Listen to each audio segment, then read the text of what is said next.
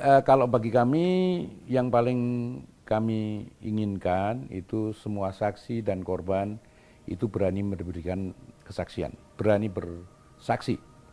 Dan LPSK akan memberikan perlindungan pada orang yang berani bersaksi ini sehingga proses peradilan itu bisa berjalan secara baik dan akan mencapai keadilan yang lebih baik terutama bagi korban.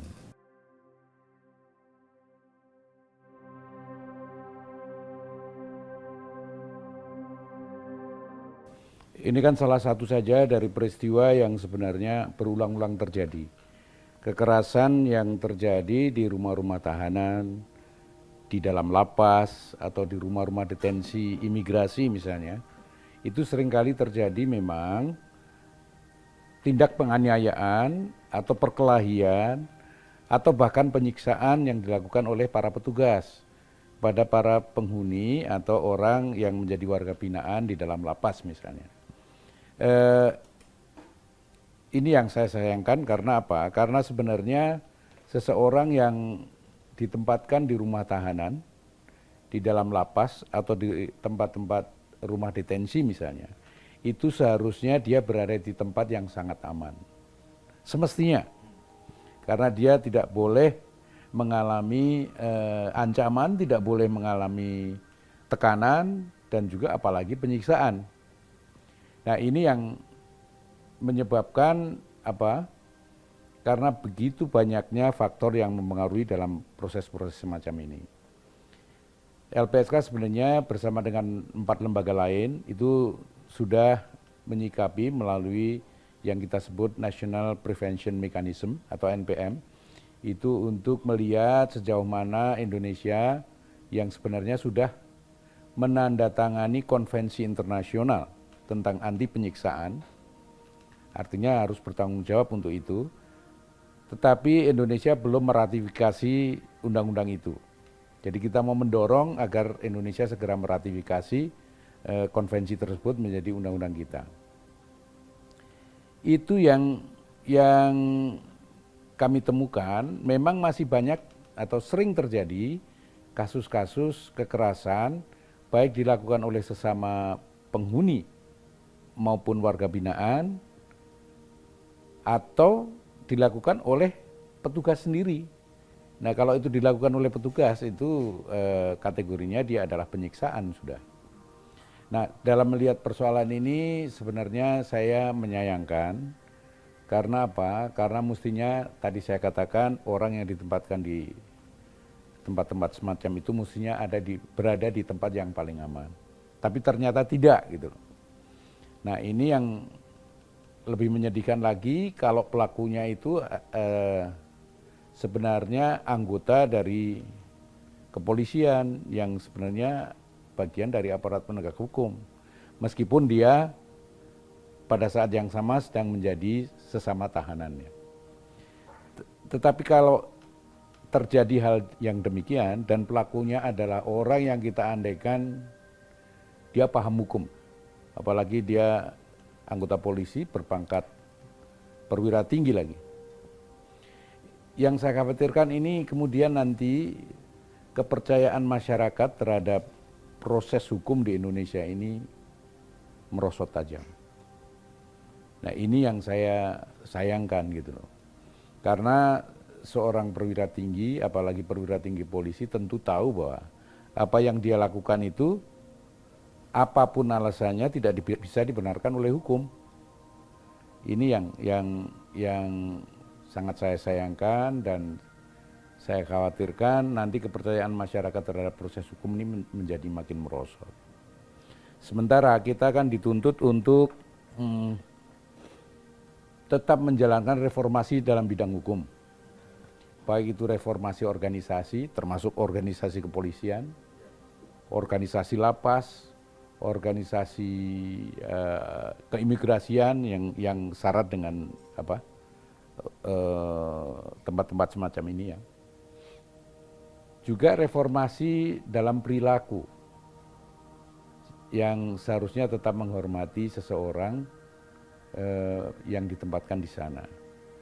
orang yang ditempatkan di rumah tahanan, di lapas maupun di rumah detensi, itu hanya kehilangan satu hal saja, kemerdekaannya saja. Tetapi hak-hak lain sebagai manusia itu tetap harus dijamin. Hak atas keselamatan, keamanan, hak atas makanan yang layak, kesehatan, tidak terancam, dan juga bahkan di dalam beberapa kasus kan muncul persoalan misalnya hak atas reproduksi dalam artian kebutuhan seksual. Ini kan sering terabaikan juga di situ. Nah, ini hal-hal yang saya lihat kurang diperhatikan di dalam rumah tahanan kita, lapas kita maupun rumah detensi, karena dianggap ya dia orang yang bersalah, padahal ya sebagai orang yang bersalah atau diduga bersalah, dia hanya kehilangan kemerdekaan saja. Tapi hak lain sebagai manusia tetap harus dipenuhi. Dan itu tanggung jawab negara.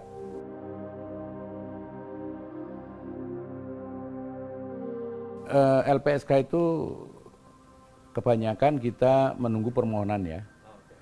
Meskipun untuk kasus-kasus yang menarik perhatian publik, kita bisa juga melakukan upaya proaktif. Artinya kita mendatangi saksi atau korban yang memerlukan perlindungan, ya kita akan tawarkan itu. Karena perlindungan LPSK itu sifatnya voluntary, sukarela. Orang harus bersedia menjadi terlindung, baru LPSK bisa memberikan layanan, perlindungan maupun bantuan. Sebab kalau LPSK tidak bisa memaksakan, kamu harus saya lindungi. Dan perlindungan oleh LPSK ini sebenarnya bisa memberikan jaminan tidak terjadi konflik of interest. Taruhlah begini, seseorang saksi atau korban yang bakalan menjadi saksi ditempatkan di rumah tahanan dan itu di bawah pengawasan aparat penegak hukum. Itu kan sangat mungkin terjadi konflik of interest. Jadi kesaksiannya diarahkan oleh aparat penegak hukum karena ketergantungannya. Oleh karena itu untuk saksi atau korban yang akan dimintain kesaksian, menurut saya sebaiknya itu dilindungi oleh LPSK. Sehingga lebih netral, lebih tidak terjadi konflik of interest. Karena kalau tidak begitu ya nanti kesaksiannya bisa cenderung diarahkan, ada deal tertentu gitu. Itu yang kita khawatirkan. Biasanya kami proaktif untuk kasus-kasus semacam ini. Tapi kebetulan saja ini belum dilakukan karena sedang banyak pekerjaan di Biro Penelaahan. Tapi kemarin saya sudah sampaikan kepada rekan-rekan di Biro Penelaahan kalau perlu lakukan upaya proaktif. Tapi sambil menunggu itu kalau misalnya korban ini merasa memerlukan layanan perlindungan, silakan keluarga korban maupun korban sendiri bisa datang ke sini setiap saat untuk menyampaikan permohonan. Kalau bukan korban langsung kan keluarganya bisa melakukan. Tapi kami sudah merencanakan juga untuk proaktif.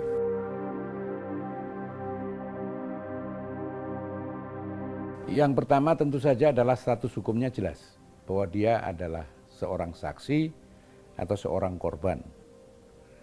Tanpa dua status itu kita tidak bisa intervensi. Saksi dan korban untuk kasus-kasus tindak pidana. Dan tindak pidananya ini tindak pidana tertentu yang menjadi prioritas LPSK. Nah kebetulan penganiayaan berat dan juga penyiksaan itu masuk dalam prioritas kita. Jadi bisa saja itu.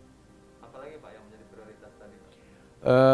Kasus pelanggaran HAM yang berat, kasus terorisme, kasus tindak pidana perdagangan orang, kasus kekerasan seksual anak dan perempuan, kasus korupsi, kasus narkotika, kasus apalagi ada 9 kalau saya tidak keliru ya. Dan di luar itu tetap bisa mendapatkan perlindungan. Artinya di luar kasus-kasus yang prioritas LPSK, tetap seseorang bisa mendapatkan perlindungan dari LPSK dengan syarat ada ancaman jiwa kepada yang bersangkutan.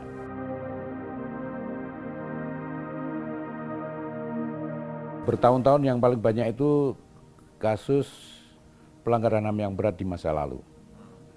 Tetapi akhir-akhir ini yang paling meningkat itu adalah kekerasan seksual kepada anak dan perempuan. Disusul kemudian tindak pidana perdagangan orang. Ini yang banyak kita tangani sekarang. Kita seringkali menemukan ya, para whistleblower itu kemudian mendapat serangan balik dalam bentuk dilaporkan balik sebagai orang yang melakukan pencemaran nama baik dan sebagainya. Dan itu LPSK bisa memberikan perlindungan dalam bentuk layanan hukum. Dalam artian nanti kita akan fasilitasi yang bersangkutan agar yang bersangkutan ini terbebas dari upaya serangan balik ini. Karena di dalam Undang-Undang LPSK ada pasal yang menyebutkan bahwa seseorang yang memberikan kesaksian itu tidak bisa dituntut secara pidana maupun perdata.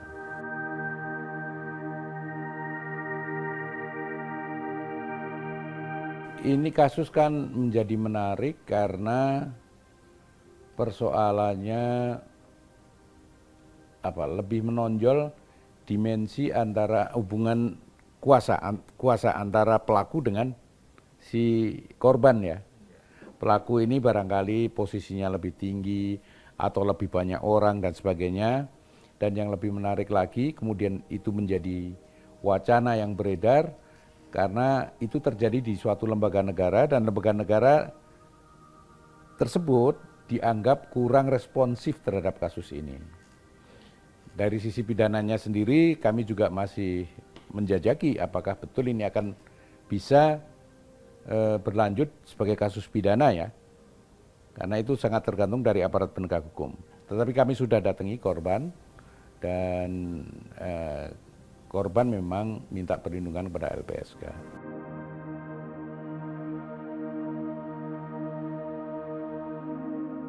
Kalau bagi kami yang paling kami inginkan itu semua saksi dan korban itu berani memberikan kesaksian, berani bersaksi. Dan LPSK akan memberikan perlindungan kepada orang yang berani bersaksi ini sehingga proses peradilan itu bisa berjalan secara baik dan akan mencapai keadilan yang lebih baik terutama bagi korban. LPSK sudah mengeluarkan rilis. Jadi kami siap kalau ada saksi-saksi yang berani memberikan kesaksian tentang peristiwa tersebut. Tapi sampai sekarang juga belum ada saksi yang menyatakan diri mengetahui peristiwa tersebut berani memberikan kesaksian. Itu untuk kasus bom Molotov. Tetapi kalau untuk kasus terbakarnya lapas di Tangerang, ini memang problema yang sangat ruwet, cenderung pada penghukuman pidana, penjara. Dan itu yang berkonsekuensi kemudian penjara-penjara kita itu bukan hanya over capacity, tetapi juga overcrowded. Kalau over capacity itu kan lebih perbandingan antara space, ruang, dengan jumlah orang. Kalau overcrowded itu ada nilai di situ. Bagaimana ruang yang sempit itu kemudian tidak dilengkapi, tidak diikuti dengan penyediaan sarana yang lebih baik, yang menjadi hak-hak orang yang terpidana, misalnya makanan yang layak, kesehatan yang layak, bebas dari upaya kekerasan yang dilakukan oleh sesama penghuni maupun oleh petugas gitu. Dan yang lebih lagi itu tadi hak-hak kebutuhan seksual mereka bagaimana. Artinya dengan kapasitas yang begitu padat, yang justru sudah menjadi overcrowded, itu hak-hak asasi seorang narapidana itu menjadi tidak bisa dipenuhi secara baik oleh negara. Kalau mereka meminta perlindungan maupun permohonan kepada LPSK, kita juga terbuka untuk itu. Asasi sebagai manusia itu tidak terpenuhi. Nah, ini karena sistem hukum kita yang lebih menonjolkan penghukuman, pembalas dendaman kepada pelaku dan sebagainya. Padahal hukuman ini kalau di dalam sistem hukum yang restoratif justice ini kan mestinya hukuman yang sifatnya penjara itu kalau bisa dikurangi. Dan lebih dikedepankan bentuk-bentuk hukuman lain, misalnya hukuman sosial, hukuman kerja sosial, hukuman denda dan sebagainya yang tidak kurang beratnya itu dirasakan oleh terhukum gitu. Tapi karena kita masih pada level hukuman dalam bentuk pemenjaraan yang diutamakan, jadi ya kemudian terjadi bukan hanya over capacity tapi juga over crowded di dalam lapas. Contohnya statement dari Menteri Hukum dan HAM kan menyatakan sebagian besar penghuni lapas kita itu adalah narapidana narkoba. Dan itu yang banyak pelaku dalam bentuk pemakai. Padahal kalau negara ini bertanggung jawab secara baik, mestinya pemakai itu kan direhabilitasi. Dan itu tanggung jawab negara untuk merehabilitasi. Untuk apa di penjara? Padahal dalam konsep penjara yang sekarang ini, yang mestinya menjadi tempat rehabilitasi sosial, itu ternyata belum tercapai. Jadi tetap menjadi penjara. Jadi orang yang ditempatkan di penjara, itu menjadi tempat belajar untuk melakukan tindakan yang lebih berat lagi. Nah ini apa yang harus disikapi oleh pemerintah. Padahal dengan mengelola penjara yang sedemikian itu, anggarannya bukan main berat untuk negara. Saya dengar, ini hasil penelitian teman-teman juga, tiap tahun itu defisit. Lapas itu defisit. Karena masih punya hutang untuk membayar listrik ke PLN, untuk membayar uang makan buat warga binaan dan sebagainya. Nah ini problem yang akan selalu terjadi kalau tidak ada upaya yang revolutif terhadap sistem pemenjaraan ini. Memang agak dilematis karena aktivitas kita ini kan aktivitas yang seringkali undercover ya, apalagi untuk perlindungan pada saksi. Itu yang juga barangkali menyebabkan popularitas atau pengenalan masyarakat terhadap LPSK itu kurang dibandingkan yang lain. Karena apa? Karena aktivitas kita seringkali tidak diekspos atau tidak terekspos. Kalau misalnya kita bandingkan dengan institusi lain, menangani satu perkara, itu kan biasanya malah diekspos. Nah kalau kita tidak, itu yang barangkali menjadi dilema buat kita. Yang lain itu karena memang di dalam sistem peradilan pidana kita, LPSK belum menduduki posisi yang cukup sentral. Ini kan posisi kita masih posisi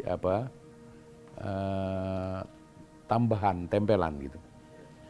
Nah, oleh karena itu kami sedang berjuang untuk mendapatkan porsi yang lebih dalam sistem peradilan pidana kita. Kalaupun tidak masuk di dalam KUHP, paling tidak bisa masuk ke dalam KUHAP. Kalaupun tidak disebut nama lembaganya, paling tidak disebutkan perannya dan kemudian mandatnya. Dan kemudian disebutkan nanti dijalankan oleh lembaga yang berwenang untuk itu. Itu sudah cukup buat LPSK.